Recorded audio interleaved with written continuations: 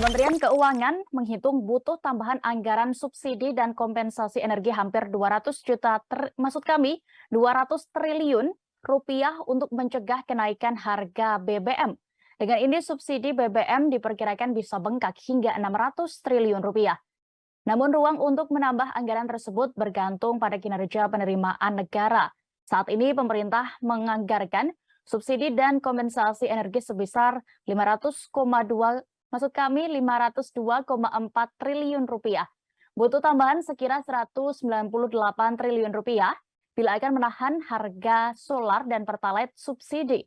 Menurut Menko Sri Mulyani, jika tidak menambahkan kuota BBM subsidi, maka kelangkaan akan terjadi di berbagai SPBU yang berpotensi menyulut keresahan sosial. Ia menjelaskan kebutuhan lebih terhadap subsidi BBM ini harus ada keputusan persetujuan dari DPR RI.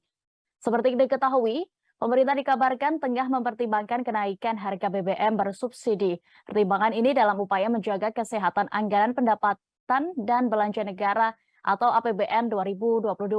Anggota DPR RI Rudi Hartono Bangun setuju dengan langkah pemerintah yang akan menaikkan harga BBM subsidi agar keuangan negara tidak jebol. Namun legislator Partai Nasional Demokrat atau Nasdem itu menyarankan agar pemerintah tetap hati-hati serta mempertimbangkan dampak ekonomi usai kenaikan harga BBM. Sementara itu, Presiden Jokowi juga mengimbau keputusan menaikkan harga BBM bersubsidi harus dilakukan secara hati-hati. Jangan sampai kenaikan BBM justru menurunkan pertumbuhan ekonomi dan meningkatkan inflasi.